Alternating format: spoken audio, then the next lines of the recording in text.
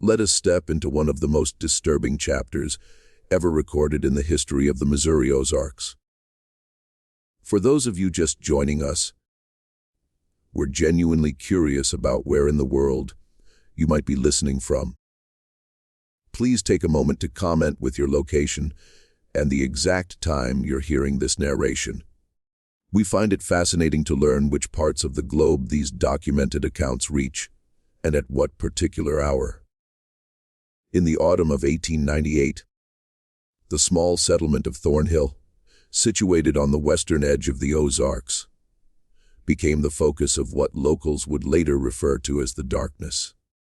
What initially appeared to be a simple discovery on an abandoned homestead would eventually reveal a pattern of vanishings that spanned decades. A pattern that local officials had either chosen to overlook or felt powerless to investigate. The story of what came to be known as the bottom of the world remains one of the most deeply troubling documented cases from this region, despite numerous attempts to erase it from official records.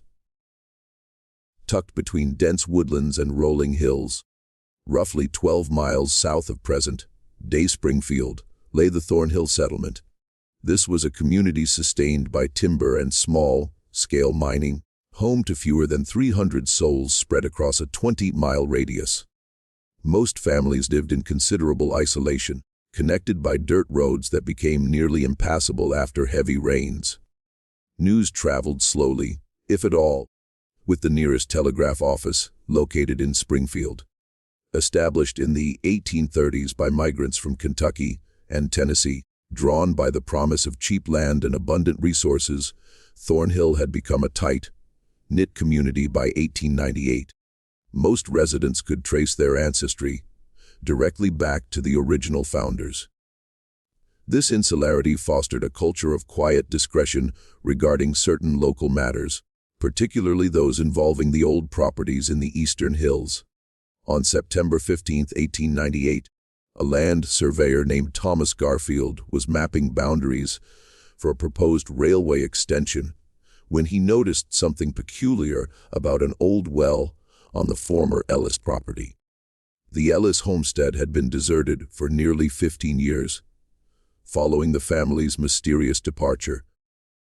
But the well remained partially covered by a weathered wooden platform that had rotted and begun to collapse inward. According to Garfield's field notes, preserved in the Missouri Historical Society archives until 1961, when they were transferred to microfilm and later misplaced during a facility renovation. The well appeared unusually deep, with no visible bottom, even in broad daylight. What captured his attention, however, was not the depth itself, but the strange acoustics surrounding it. He wrote in his journal, "When standing near the opening, all ambient sound seems to diminish, as if being drawn downward. The rustling of leaves, the songs of birds, everything becomes muted in proximity to this peculiar pit." His curiosity piqued, Garfield dropped a small stone into the well. Expecting to hear it hit water, he reported waiting at least 20 seconds without hearing any impact. Assuming the stone might have caught on the well's wall during its descent, he tried the experiment again with a larger rock. Once more, no sound of impact reached him. Garfield, a man of science and practical experience, who had surveyed countless properties throughout the Midwest, found himself growing increasingly disturbed by the well's seemingly impossible depth. He noted in his journal that the construction, while professional, was unusual. The stone lining the upper section was fitted with remarkable precision, using techniques more commonly associated with formal masonry than with typical rural well construction. That evening, Garfield mentioned his discovery to the widow who ran the boarding house where he was staying, a woman named Abigail Morton. Her reaction, as recorded in his journal, was immediate and severe.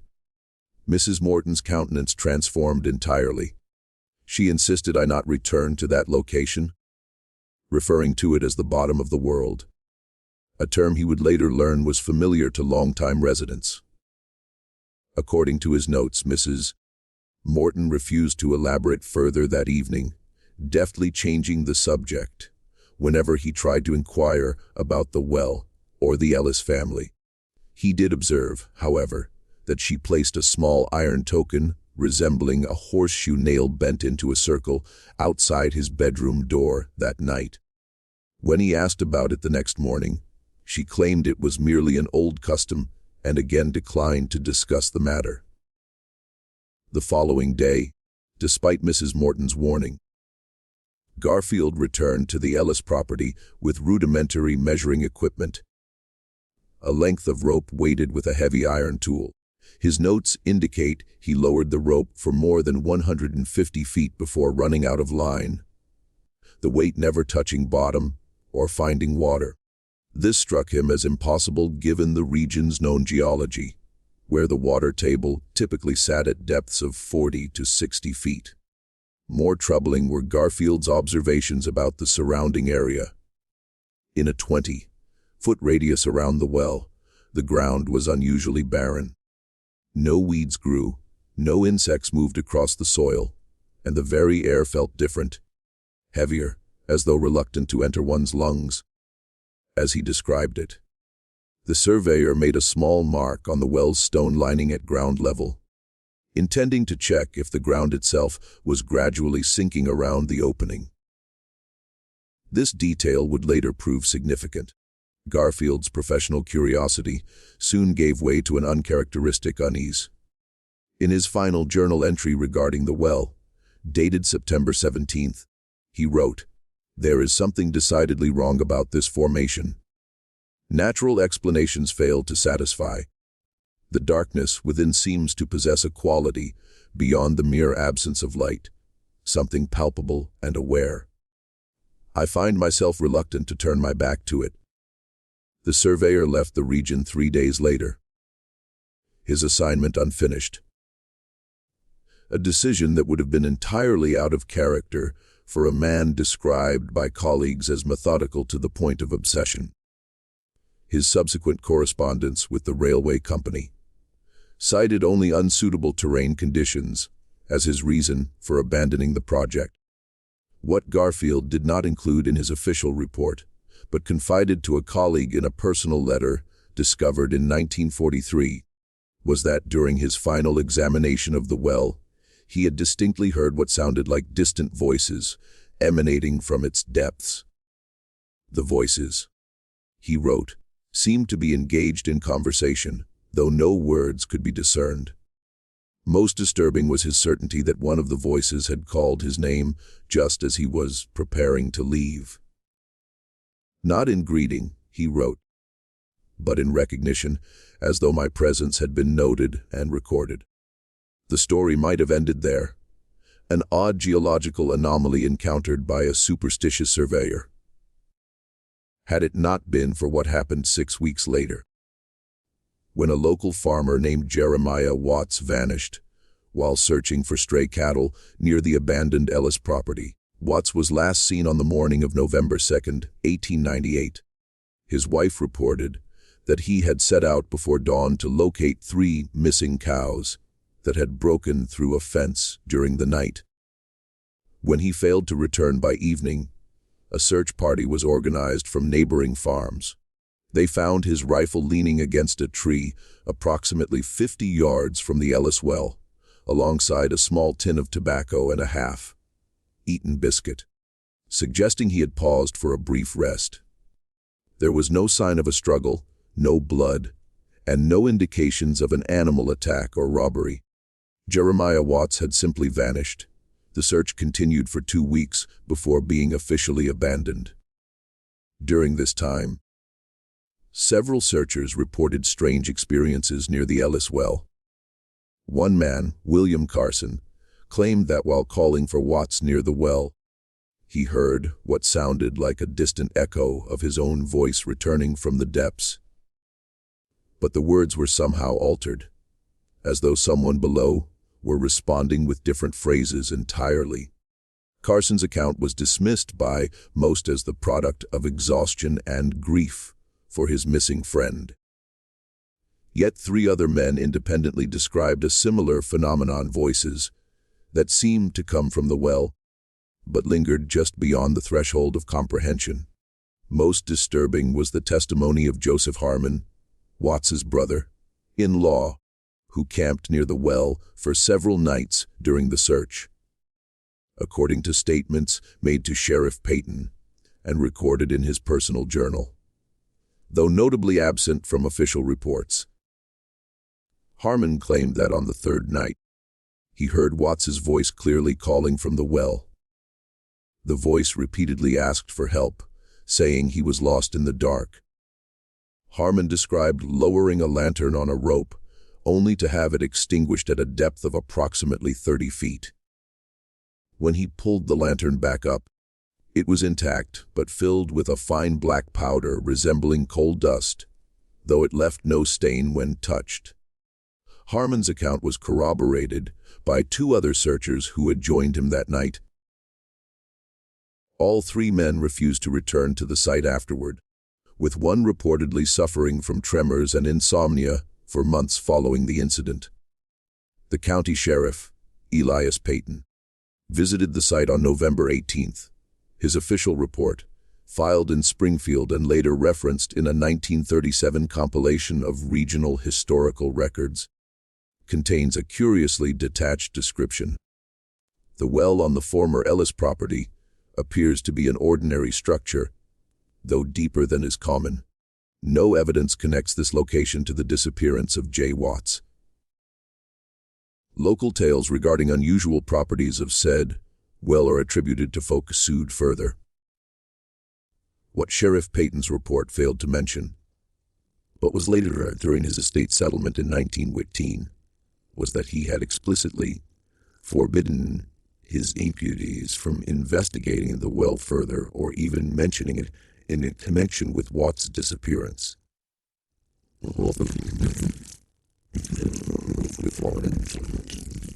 In a letter to his brother in St. Louis dated November 20th, 1898, Payton wrote, "Some places in these hills harbor old darkness. The Ellis Well is one such place. The families who've lived in Thornhill for generations know to avoid it.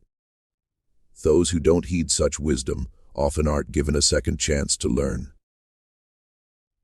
The letter suggests Payton was aware of previous incidents connected to the well, though no official records of such events have ever been found. This absence itself became significant to later researchers, hinting at a pattern of deliberate omission from local records. Another telling detail emerged from Payton's personal diary, in which he noted that during his inspection of the well, he had observed Garfield's marking on the stone lining, the mark that had been at ground level just 2 months earlier. According to Payton's measurements, that mark now sat 4 inches above the surrounding soil, suggesting either that the well structure was somehow rising, or, more disturbingly, that the ground around it was gradually sinking. Winter arrived early that year, with heavy snowfall rendering the Ellis property inaccessible until spring. By then, the community had reluctantly accepted the disappearance of Jeremiah Watts. His wife and 2 adult sons eventually relocated to Kansas, selling their property to a neighboring farmer at a significantly reduced price. A detail recorded in the county clerk's property transfer documents, but rarely mentioned in subsequent accounts. The sale agreement included a specific clause prohibiting the new owner from digging any new wells on the property, with the unusual stipulation that this restriction would transfer to all future owners in perpetuity. For nearly a decade, the Ellis well faded from local attention. The property remained unclaimed, the taxes unpaid, the land reverting to county ownership but never auctioned. According to county records, 3 different land assessors assigned to evaluate the property between 1899 and 1907 failed to complete their assignments. One submitted a report citing unsuitable access conditions, while the other 2 simply never filed reports at all. Local rumors suggested that one of the assessors, a man named Franklin Pierce, who had recently moved to the area from Illinois, had actually disappeared during his survey of the property. However, county employment records indicate that Pierce had formally resigned his position and relocated to Kansas City, though no subsequent trace of him has ever been found in that location's records.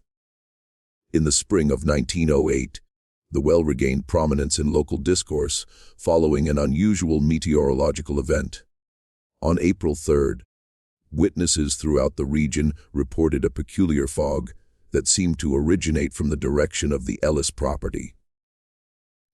Unlike typical morning mist, this fog was described as unusually dense and dark, with several accounts noting that it seemed to move against the prevailing wind. Martha Jenkins, who operated the general store in Thornhill, recorded in her personal diary, "The fog came like something alive, seeping around doors, even when closed tight. The air grew cold in a way that felt unnatural for April." Several customers remarked that the fog carried an odor not like dampness or earth, but something metallic and foreign. By nightfall, it had dissipated, but many complained of headaches and unease that lingered for days after. Jenkins further noted that during the fog, her store's mirror, a prized possession imported from St. Louis, developed a strange defect. The reflective surface appeared to ripple when viewed from certain angles, and several customers reported seeing movements in the mirror that didn't correspond to anything in the room. Jenkins eventually covered the mirror with a cloth, and later that month had it removed and destroyed. 3 elderly residents of the area died in the week following the fog's appearance. While the deaths were attributed to natural causes, given the advanced age of the deceased, local physician Dr. Samuel Hawkins noted in his records that all 3 exhibited unusual symptoms before their passing. His medical notes, discovered during a courthouse archive reorganization in 1952, described pronounced discoloration around the eyes and fingernails, and a peculiar rigidity of the facial muscles, producing an expression of extreme distress. Dr. Hawkins also documented that all 3 deceased had reported the same dream in the nights before their deaths, a dream of standing at the edge of a deep pit, while voices called to them from below, voices they recognized as belonging to long-dead family members. It was in this atmosphere of renewed unease that Thomas Burke, a professor of geology from Washington University in St. Louis, arrived in Thornhill. Burke had heard accounts of the unusually deep well from colleagues and had corresponded briefly with Thomas Garfield years earlier. With the railway having long abandoned interest in the area, Burke's curiosity was purely academic. He sought to document and potentially explain the geological anomaly. Burke's background made him particularly well suited to such an investigation. Before joining the university, he had worked for mining operations in Colorado and had extensive experience with unusual subterranean formations. His published works on karst topography and limestone cave systems were considered authoritative in the field. If anyone could provide a rational explanation for the Ellis well, it would be Burke. On April 17, 1908, Burke and 2 graduate students established a camp near the Ellis property. Their equipment included more sophisticated measuring devices than Garfield had possessed, including several hundred feet of steel cable, temperature and barometric sensors, and a camera with a flash apparatus for documenting the well's interior. Burke's meticulous field journal provides the most comprehensive description of the well as it existed at that time.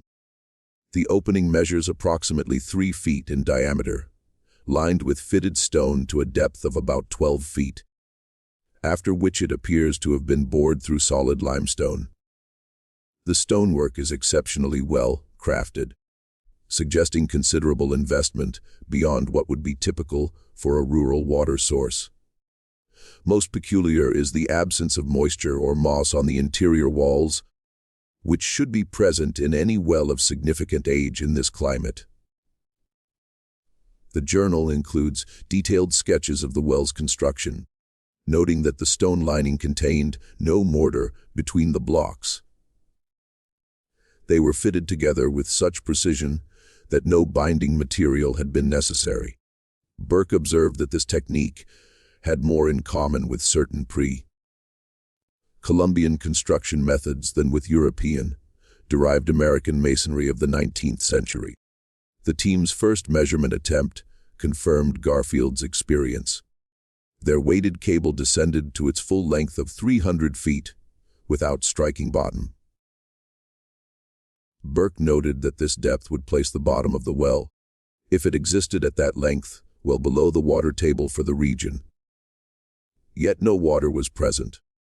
Even more puzzling was his observation that the well shaft did not descend vertically for its entire length. At approximately 80 feet, the shaft appeared to curve slightly to the east before returning to a vertical orientation. This curvature, while subtle, defied conventional well drilling techniques of the period, which could not easily create deliberate bends in a shaft of that depth. On their second day of investigation, Burke conducted acoustic tests, noting that sounds produced at the surface seemed to be absorbed rather than reflected from the depths. When one of his students played a harmonica near the opening, the notes became strangely altered, as though heard underwater or through some intervening medium that changed their fundamental properties. Burke also attempted to measure air movement within the well shaft using smoke and lightweight material suspended on threads. He recorded a consistent upward draft from the depths, a phenomenon he initially attributed to natural thermal convection. However, the temperature differential required to produce such steady airflow would have been far greater than what their instruments detected. Most concerning was his observation that the air emerging from the well contained an unusually high concentration of carbon dioxide, along with trace amounts of gases his equipment could not identify. He noted that prolonged exposure to this air produced a state of mild euphoria, followed by confusion and headache, effects he observed in himself and both students after their first full day of work. It was on the third day that the expedition experienced its first truly inexplicable phenomenon. Burke had lowered a thermometer into the well and was recording a steady decrease in temperature corresponding to the depth, an expected finding, until approximately 120 feet, when the temperature suddenly increased by nearly 20 degrees. Assuming an instrument error, Burke raised and examined the thermometer, found it functioning correctly, and lowered it again with the same result. More troubling was the discovery that their carefully measured cable now indicated different depths on successive trials. Burke wrote, "The first measurement indicated the temperature anomaly at 119 feet. The second, conducted immediately after, showed it at 137 feet. A third attempt placed it at 106 feet. These discrepancies cannot be attributed to measurement error, as we have taken extreme care with our markings."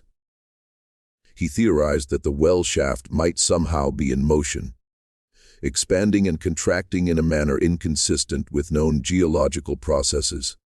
He noted that such movement would require enormous energy and would typically be accompanied by seismic activity, yet their instruments detected no vibrations or earth movements. That evening, Burke recorded a disturbing observation.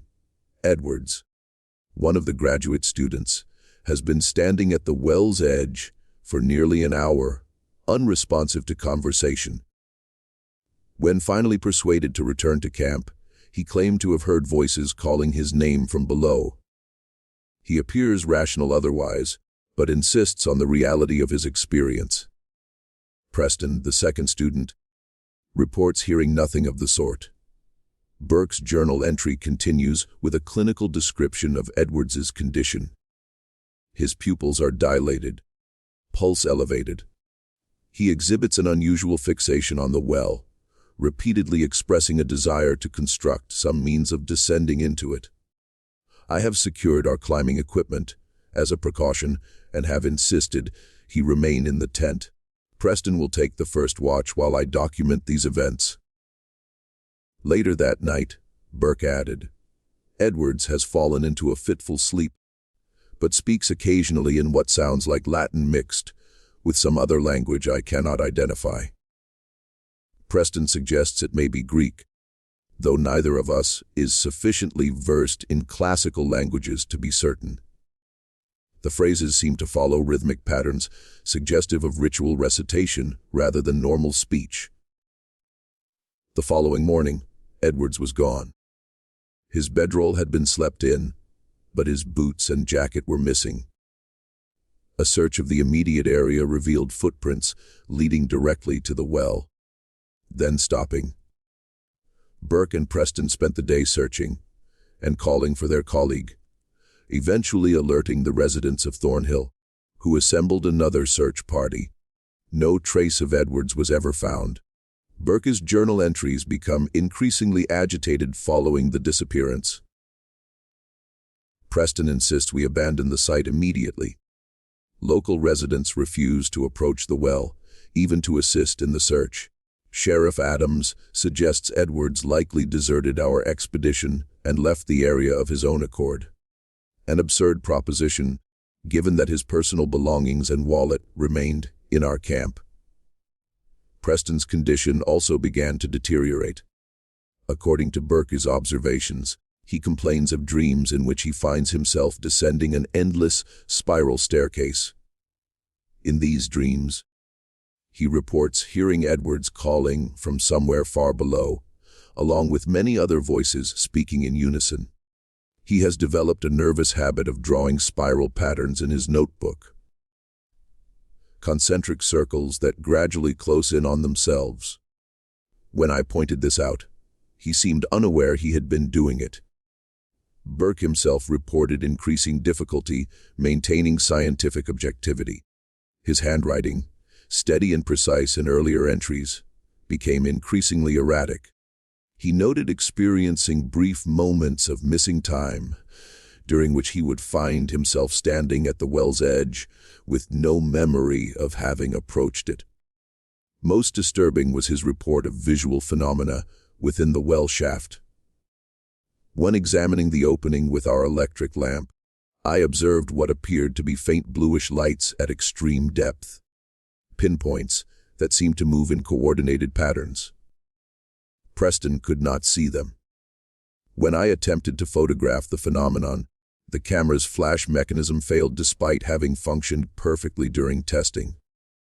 Burke's final entry, dated April 22nd, contains a troubling admission. I stood watch until dawn while Preston slept. Twice I heard what sounded like Edwards's voice emerging from the well, calling my name. The quality of the sound was wrong, hollow as though reaching me from an impossible distance. More disturbing was its content. My name was clear, but the surrounding words formed sentences I could not quite grasp, yet filled me with profound unease. I find myself drawn to investigate further, despite every rational instinct counseling retreat. The journal ends there. According to Sheriff Adams's report filed 2 days later, Burke and Preston's camp was found abandoned. Their equipment remained, including Burke's journal, but both men had vanished. The only sign of their departure was a set of footprints leading to the well. 2 pairs this time. One matching Burke's boots and another matching Preston's. A detail not included in the official report, but later revealed through Sheriff Adams's private correspondence. When examining the well following the disappearances, he discovered that the stone lining now extended 18 inches higher above ground level than when Burke had first documented it. The surrounding soil appeared to have subsided, creating a slight depression with the well at its center. Adams also reported finding a strange symbol carved into one of the stones near the top of the well. A spiral pattern identical to those Preston had been drawing in his notebook. The carving appeared fresh, but contained an unusual residue that Adams described as similar to ash, but oily to the touch. The disappearance of 3 educated men from a respected university created brief interest from authorities in Springfield. A more thorough investigation was promised, but ultimately proved superficial. Within weeks, the official conclusion stated that the men had likely abandoned their research and departed the area, despite leaving behind all their belongings and equipment. More significant was the response of local residents. Within days of the disappearances, a group of men from the oldest families in Thornhill arrived at the Ellis property with wagons loaded with large stones and cement. Working from a distance using long poles and ropes, they constructed a heavy covering over the well, sealing it beneath layers of rock, metal, and concrete. According to witnesses, not a word was spoken during this day-long effort.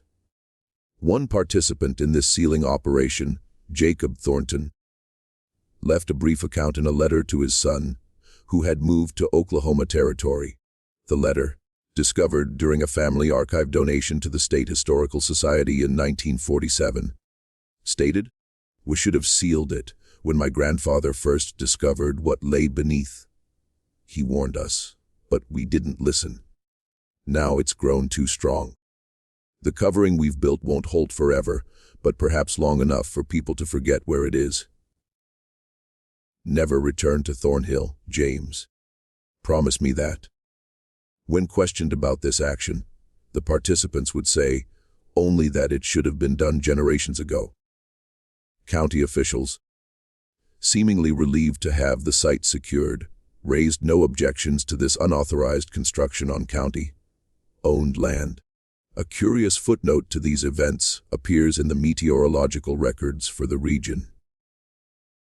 For nearly a month following the sealing of the well, weather patterns in the immediate vicinity of Thornhill showed significant anomalies: unusually low barometric pressure, cloud formations that appeared to circle above the Ellis property, and several instances of what witnesses described as heat lightning on clear days, always concentrated in the same area. For nearly 30 years, the sealed well remained undisturbed. The Ellis property continued to sit vacant, avoided by locals and unknown to outsiders. The story of the bottom of the world became a whispered tale told to frighten children away from wandering too far into the hills. Though notably, the actual location was never specified in these stories. Local physician Dr. William Hawkins, who had inherited his father's practice, maintained a curious record during these years. In a separate ledger from his regular medical notes, discovered after his death in 1942, he documented cases of what he termed the well sickness, a condition characterized by insomnia, auditory hallucinations, and a compulsion to travel eastward toward the hills. The ledger indicates that such cases spiked every 7 years, beginning in 1915, with the most recent and severe occurrence in 1936. During this last outbreak, Hawkins recorded treating 17 patients with symptoms, all of whom reported dreams of descending into darkness while voices called to them. 3 of these patients eventually disappeared, though Hawkins's notes suggest they had gone to join the voices rather than met with foul play. No official missing person reports were ever filed. In 1938, as part of the federal government's historical documentation projects during the Depression, a folklorist named Margaret Wilson visited the Ozarks to record local legends and oral histories. Her work brought her to Thornhill, where elderly residents shared various tales of the region. Wilson's notes, archived at the University of Missouri until 1967, when they were partially damaged in a storage facility flood, contain multiple references to the Ellis well. One account attributed to Rebecca Gardner then 83 years old, suggested the well predated the Ellis family's arrival in the 1860s. That opening was there before white settlers came to these hills. The Ellis family built around what was already there. The old Cherokee who were forced out knew about it. They would leave offerings near it. Never food or valuable things like you might expect, but broken items, things that were damaged, as if they were returning them to where they came from. Gardner further claimed that her grandfather, who had been among the first settlers in the region, had discovered the opening while clearing land in 1838. He described it as a perfect circle in the limestone descending into darkness. His initial attempt to use it as a well failed when no water was reached despite extensive digging. According to family lore, he eventually covered the opening with heavy stones after several of his livestock disappeared in its vicinity. Another resident, James Thornton, provided a different perspective. My grandfather helped dig that well in 1848. He said they hit something strange about 50 feet down. Not water or rock, but a void that seemed to continue endlessly. They were prepared to abandon the project, but Martin Ellis insisted they continue. Ellis would sometimes spend hours just staring down into that darkness. After his wife died in 52, he became obsessed with it. Some said he believed he could hear her voice coming from below. Thornton also recounted a disturbing incident from his childhood in the 1870s.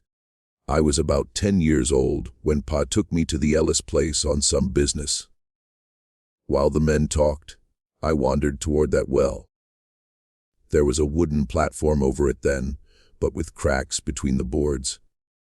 I lay down and put my eye to one of those cracks, thinking I might see water below. Instead, I saw only darkness, but a darkness that seemed to move, to shift, like something alive, and there was a smell coming up, not like earth or water, but like something burning far away. He continued, as I was looking, I heard a sound coming up from below, a sound like many people whispering all at once, too quiet to make out the words. Then they got louder, and I could have sworn I heard my name.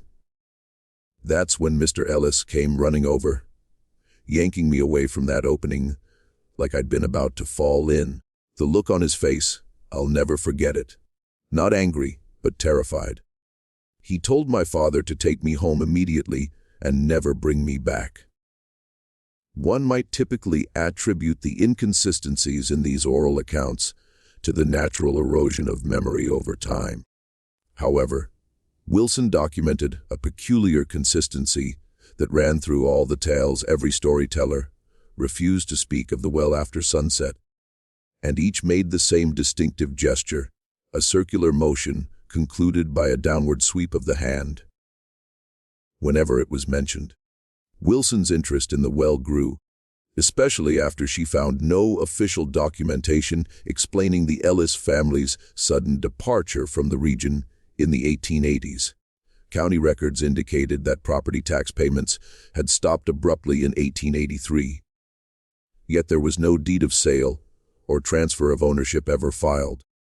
In her private diary, Wilson observed, "The residents' unwillingness to discuss the fate of the Ellis family is remarkable." When questioned further, they provide only nebulous allusions to a family tragedy, or propose that the household moved to California. Yet there exists no supporting evidence for either scenario. Most revealing is how conversations about the family almost imperceptibly, turn to the well, though the locals don't appear conscious of making this link. According to her field notes, Wilson tried to find the sealed well in June of 1938. Several inhabitants gave her intentionally false directions, leading her to different abandoned homesteads scattered across the hills. When she continued her pursuit, the town's aging physician, Dr. William Hawkins, son of the previously mentioned Dr. Samuel Hawkins, told her bluntly, "Some things are buried for good reasons, Miss Wilson. Some histories shouldn't be unearthed." Unyielding, Wilson eventually secured the help of John Bedford, a man in his 70s, who stated that his brother had participated in sealing the well back in 1908. Bedford consented to show her the location, but would not go near it. From roughly 50 yards away, he indicated an artificial-looking mound of stones, now partly reclaimed by undergrowth. Bedford shared a chilling detail absent from all official records. After they sealed it, they posted a watch for 3 days and nights. On the third night, the concrete cracked clean across, and a sound came up from below, like a long, slow exhale. That crack is still there, though you can't see it from here. Every few years, it gets a little wider. Wilson's notes describe what transpired next. Mr. Bedford remained by the road while I approached the mound. The concrete cap remained largely intact, though it was marked by substantial cracking. The earth surrounding it was unusually dark and barren. No weeds or moss grew for several feet in every direction. She continued. As I moved around it, taking photographs, I became conscious of a strange silence. The woods, which had been alive with birdsong just moments before, had fallen completely quiet. The concrete seal is approximately 8 feet across and rises about 2 feet above the ground, which slopes downward toward it, forming a shallow bowl-like depression. Its surface shows signs of numerous repairs, with patches of fresher cement covering what looks like a network of cracks all emanating from a central point. The most alarming entry in Wilson's journal, dated June 12, 1938, states, "While inspecting the sealed opening, I clearly felt vibrations under my feet, as if something far below was moving. Pressing my ear to the concrete, against Mr. Bedford's frantic protests. From a distance, I detected what could have been the noise of rushing air or far-off water. But underneath that was something else, a rhythmic pattern that bore an unsettling similarity to human speech, though no specific words could be made out." Wilson left the area soon after, her work seemingly concluded. Her official report for the Federal Writers Project makes no reference to the Ellis Well or the strange occurrences she detailed in her private notes. It concentrates instead on benign local customs, quilting designs, folk medicine, and seasonal celebrations. However, correspondence with a colleague at Columbia University, unearthed during an archival review in 1960, reveals her enduring obsession with what she had found. In a letter from September 1938, she wrote, "I cannot dismiss the feeling that something ancient and malevolent lies beneath that sealed opening.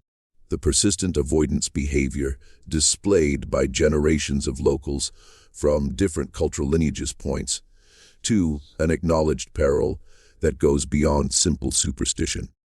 I keep thinking about Thomas Burke and his students and what they might have witnessed in their final moments." She went on, "Most troubling is the pattern I've detected in the historical record. Not what is there, but what is missing. Official documents relating to the well and the Ellis family show unmistakable signs of having been selectively removed. When comparing county records from before and after 1883, entire sections have been cut out, sometimes crudely. This indicates a concerted attempt to erase certain events from history, an effort that seems to have persisted for decades." Wilson never went back to the Ozarks. Her later research centered on New England folk traditions, with no further discussion of her Missouri experiences.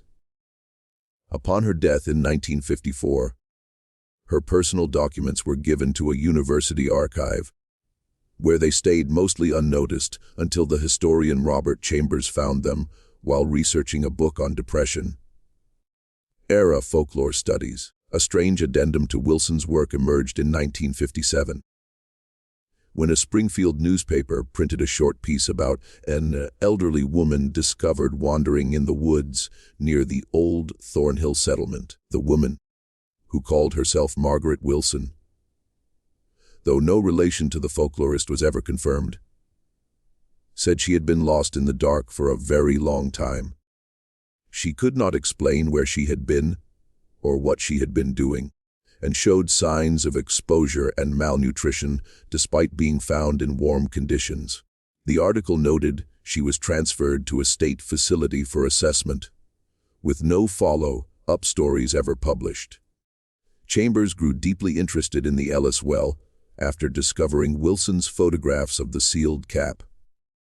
In one picture, barely visible until enlarged, wisp of dark vapor seems to be seeping from a fissure in the concrete. Chambers would later write, "What struck me was not merely the vapor itself, which could be explained by temperature differentials or natural gas seepage, but the unnatural manner in which it appeared to coalesce just above the surface, holding a distinct form that looked like a reaching hand." Further scrutiny of Wilson's photographs revealed another oddity she had not mentioned. When viewed in order, the pictures display slight alterations in the concrete seal's position compared to fixed background landmarks. Chambers determined that over a span of about 40 minutes, based on the timestamps Wilson had carefully noted, the entire structure had moved approximately 3 inches westward, a shift that would have demanded considerable force and should have created audible noise or vibration. Yet Wilson reported neither. In 1962, Chambers journeyed to the Ozarks, hoping to find the well site and document any changes since Wilson's visit 24 years prior. The terrain, however, had been profoundly transformed. The post-war growth of Springfield had pushed development into once rural areas. New roads sliced through the hills, and large swaths of forest had been cleared for housing. After days of searching and consulting with local authorities, Chambers learned that the Ellis property had been bought by a development firm in 1957. The area had been bulldozed for a new subdivision, though construction had inexplicably halted after the initial clearing. Chambers found Harold Winters, a heavy equipment operator who had worked on the site. Winters recalled, "We were told to level that whole section, clear the trees, get rid of any old structures. We came across this big, concrete cap. Nobody knew what it was for. Maybe an old septic system.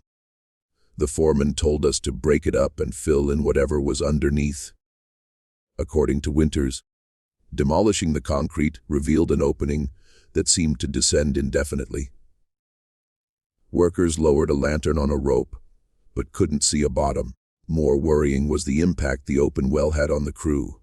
Nobody wanted to get near it. Winters told Chambers, "Made you feel wrong somehow. Dizzy. Disoriented. 2 men quit that same day. The rest of us refused to work within 50 feet of it. The foreman finally decided to fill it in. We dumped truckloads of rock and dirt down that hole for hours. It never seemed to fill up. By day's end, we just pushed soil over the top to cover the opening and moved to another section." Winters remembered another unsettling detail. One of our guys, Dave Mercer, started acting real strange after staring down that hole too long. Began talking about voices calling to him. That night at the motel, he kept saying he needed to go back, that they were waiting for him. Next morning he was gone, left all his stuff behind. The police report said he probably just quit and moved on, but none of us believed that. The development venture was abandoned weeks later, officially due to unstable ground conditions unsuitable for residential construction. The land sat vacant until 1960, when the county purchased it for a proposed water reservoir. That project was also eventually scrapped after engineers reported anomalous geological features that would prevent water retention. An engineering report, which Chambers acquired through a former university colleague, contained a curious technical irregularity. Soil density tests performed across the site yielded normal results, except for one circular zone about 60 feet wide, where the equipment registered readings consistent with a void or extremely low density material extending to an immeasurable depth. The report advised extensive core sampling before any construction, but the county chose to abandon the project altogether. Chambers spent several days scouring the changed landscape, attempting to align Wilson's photographs with the current topography. He finally pinpointed what he thought was the location, now just a slight hollow in a weed-choked field with no visible trace of the well's existence. In his field journal, Chambers wrote, "The site feels wrong. Standing here, I have the distinct sensation of being watched from below. The air feels thicker, resistant. Most notable is the total lack of wildlife. No birds, no insects, not even tracks from deer or small mammals that are plentiful just 100 yards away." He continued, "The ground at the depression's center displays a subtle but definite movement, noticeable only when observed over time. By placing a straight edge across the diameter and marking its position, I have verified a rhythmic rising and falling of about 3 millimeters, with a periodicity of roughly 20 minutes, reminiscent of breathing." Intrigued by the property's long history of abandonment, Chambers pored over county records and uncovered a pattern he found deeply alarming. Since 1848, 8 different parties had owned the land containing the well. Each had abandoned it within 2 to 5 years, often leaving no clue to their whereabouts. The Ellis family had stayed the longest, nearly 2 decades, before their unexplained vanishing. More disturbing was Chambers's discovery that Thomas Burke was not the first academic to examine the well.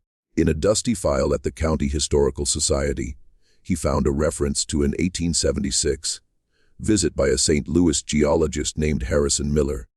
Miller had apparently spent only a single day at the site before leaving suddenly, abandoning his equipment. A brief note to his university sent from Springfield stated only, "Returning immediately." The Ellis Formation is not a natural phenomenon. Further investigation inadvisable. No further records of Miller were located, and his formal report, if he ever wrote one, was not preserved. However, Chambers found a personal letter Miller had written to a colleague, kept in the Missouri Geological Survey archives.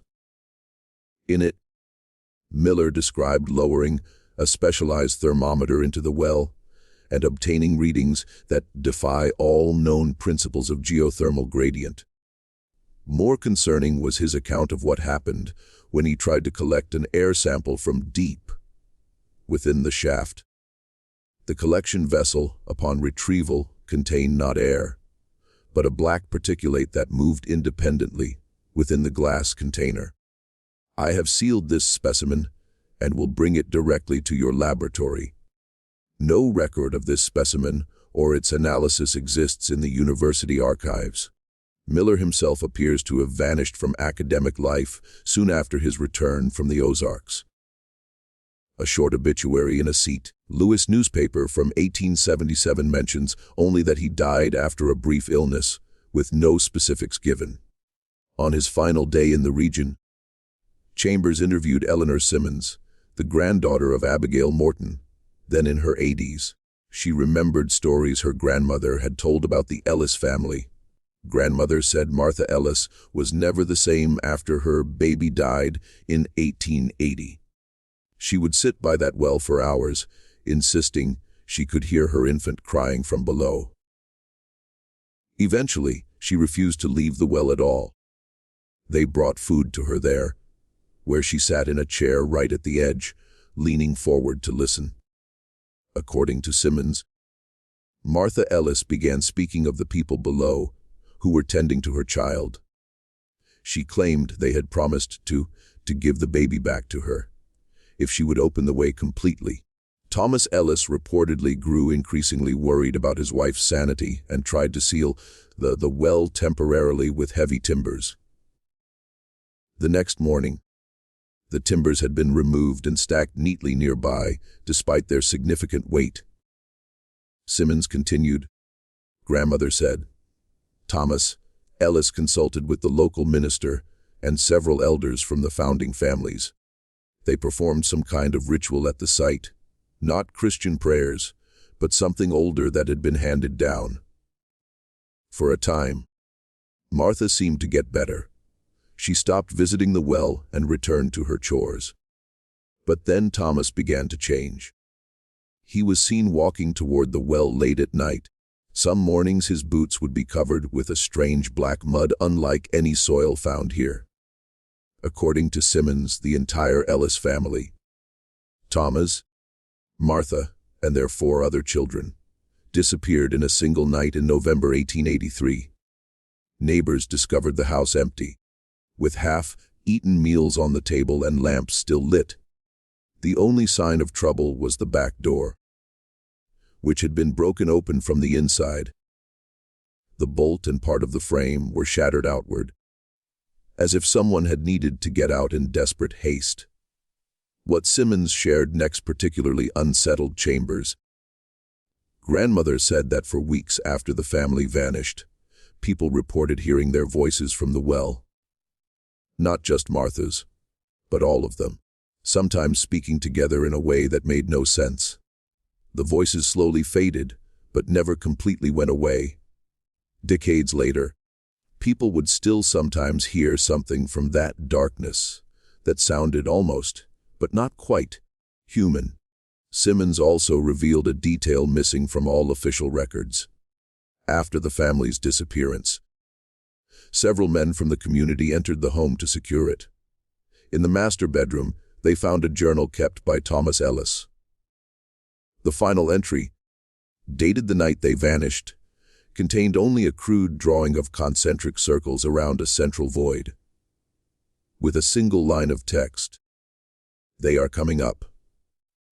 According to Simmons, the men burned the journal on the spot and vowed never to speak of its contents. They also allegedly found a small container of black soil on the bedside table. Soil that would occasionally shift on its own when no one was touching it. This too was destroyed. Chambers ended his investigation with more questions than answers. His notes reflect a mounting anxiety. "I cannot escape the conclusion that something sentient lives at the bottom of the Ellis well. Something that has influenced this region for generations. The persistent disappearances, the acoustic abnormalities, the psychological impact on those who came too close, all point to an active intelligence." On his final night in the area, Chambers attempted something none of his predecessors had. He positioned a recording device near what he believed was the filled-in well, connected to a long cable that let him monitor from a safer distance. His journal entry from that evening describes what occurred. At approximately 11:17 p.m., the recording equipment began to malfunction. The reels kept turning, but the sound level indicators fluctuated wildly. At 11:42, I heard a distant humming through the headphones. Not electrical interference, but something that seemed to come from under the ground. The humming slowly resolved into what sounded like multiple voices speaking in unison, though no clear words were audible.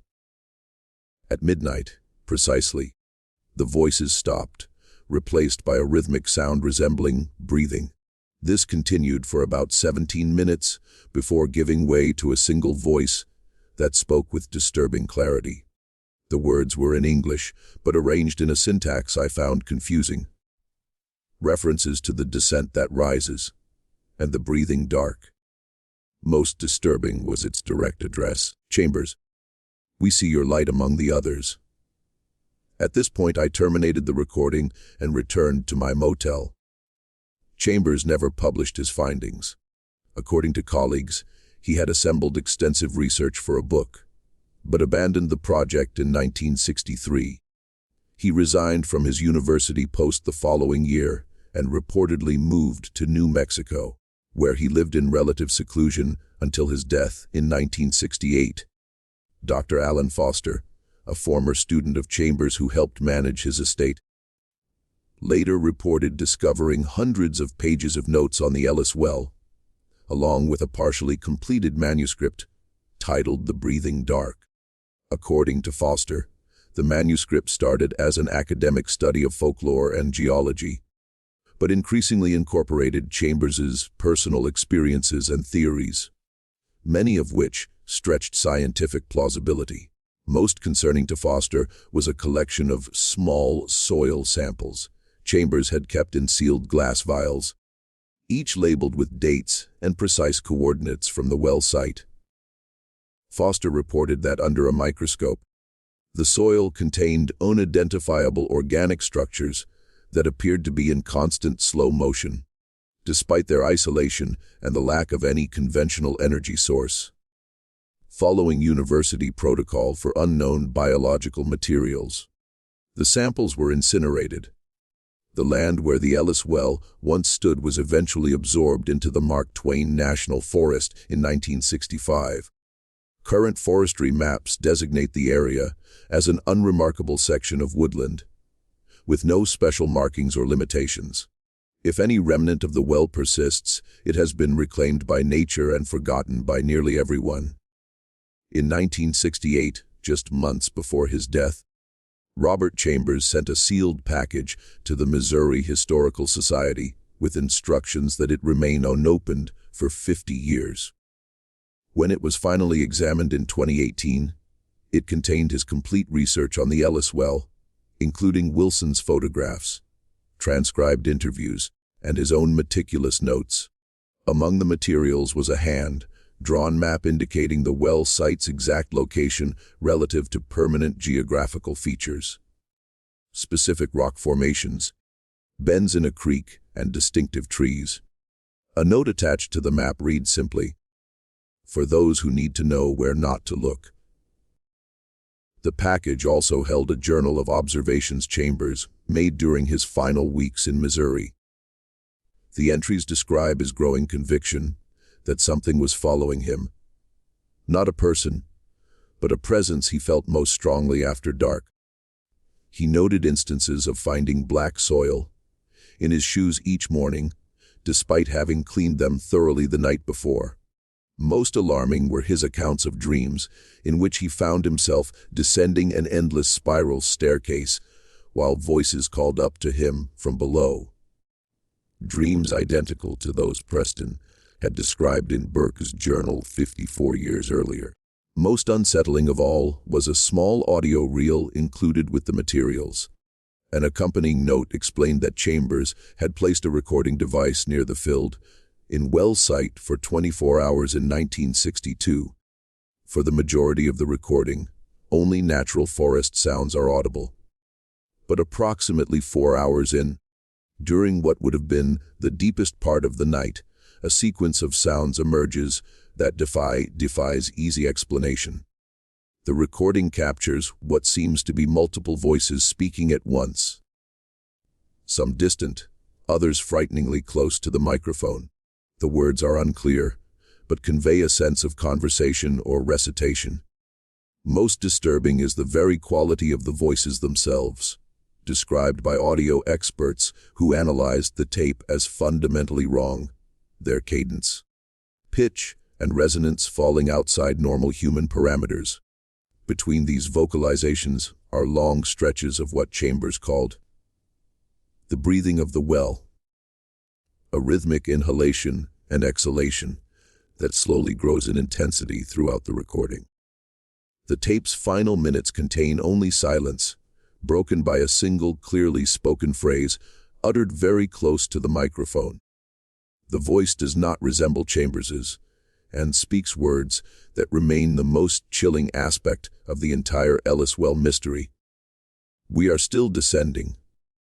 The official analysis of the recording, conducted by sound engineers at Washington University in 1968, concluded that the tape showed signs of deterioration and environmental contamination that could account for the unusual audio patterns. They proposed that what listeners interpreted as voices and breathing might simply be wind through trees, distant animal noises, and the natural settling of the forest at night. This explanation met institutional requirements, but fails to address one critical detail noted in the technician's actual report. The recording exhibits frequency patterns that do not correspond to any known natural or man-made sound source in our reference library. Of particular concern is the final vocalization, which contains harmonics impossible to produce through conventional human speech. The package also contained a series of newspaper clippings Chambers had gathered, documenting a pattern he believed was linked to the well. Between 1908 and 1962, at least 27 people had vanished in the general area of the former Ellis property. In each instance, the disappearances were ascribed to commonplace explanations. People moving away quietly, potential crime victims, or simply those lost in the wilderness. Yet Chambers had meticulously charted these incidents, revealing a distinct clustering around the well site, with the frequency increasing over the years. His final note attached to these clippings reads, "The seal is failing. What was once contained is finding new ways to reach the surface. Those who hear the voices are merely the ones we know about."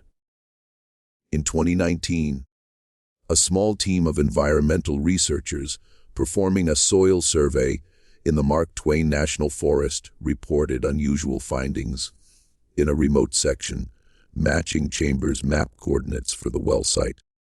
Their equipment detected what they termed a significant subsurface anomaly, a cylindrical void extending far deeper than their instruments could measure. Soil samples from the area contained high levels of an unidentified carbon compound, alongside trace minerals usually found only in deep geological strata. The team's request for additional funding was denied, and their preliminary findings dismissed as a probable instrument malfunction. The report was filed without further action, though one team member later reported having recurring dreams of descending stairs and hearing far-off voices call his name. He asked for a transfer to a different project, citing personal reasons. Today, the place once known as the bottom of the world has been lost to time and progress. The Thornhill settlement exists only in historical archives, absorbed by the spread of larger towns. Few living souls recall the tales of the Ellis Well, and even fewer could pinpoint its original location. But something remains. Forestry workers occasionally report unusual dead zones in the Mark Twain National Forest, circular areas where plant life refuses to grow and animals will not enter. Hikers sometimes speak of spots where sound seems to die, where voices don't carry, and where an inexplicable sensation of vertical vertigo can overwhelm even seasoned outdoorsmen. And there are whispers of something worse. Accounts from campers who have spent nights in certain remote sections of the forest, who claim to have heard voices emerging from the ground beneath their tents. Voices that sound almost, but not quite, human. Voices that seem to know their names. Local residents who maintain ties to the region's old families observe a curious tradition. When hiking in the eastern hills, they carry small tokens made from bent iron circles, similar to the one Abigail Morton placed outside Thomas Garfield's door in 1898. They avoid making camp in low-lying areas where the earth feels too soft, and they never, under any circumstances, dig deeper than absolutely necessary for a campfire. Most telling is the advice given by old-timers to newcomers exploring the region. If you hear something calling from below, don't answer. If you feel the ground breathing beneath your feet, move elsewhere. And if you ever find a place where the world seems to drop away into darkness, mark it well. Not to find it again, but to ensure you never return. The Missouri Ozarks keep many secrets beneath their ancient hills. Most have been forgotten, some deliberately buried, others sealed away by those who understood the peril they represented. But as Thomas Burke discovered in his final days of investigation, some depths can never be truly closed once they have been opened. The darkness that waits at the bottom of the world possesses a patience that exceeds human comprehension. It measures time not in years or lifetimes, but in the slow wearing away of stone and concrete. It calls, it waits, and occasionally, when conditions align, when someone wanders too close to a place they should not be, it reaches up to reclaim what it considers its own. A final note found among Chambers's papers, apparently written just days before he sent his research to be sealed away, offers perhaps the most disturbing perspective on the Ellis well phenomenon. What we perceive as a well, a downward shaft into darkness, may be something else entirely when viewed from the other side. What if it is not a descent but a passage? Not a well but a door? And what if that door, for so long kept closed by those who understood its danger, is slowly, but inexorably, opening once again? The questions Chambers posed remain unanswered. The Ellis well, if it still exists in any form, continues to guard its secrets. But occasionally, in the deepest parts of the Mark Twain National Forest, hikers report a peculiar sensation, a moment when the ground beneath their feet seems to shift slightly, as though taking a breath. And in that moment, if they listen very carefully, they might hear something rising from far below, a sound like distant voices, calling names they shouldn't know, inviting them to descend into a darkness that has been waiting for a very long time.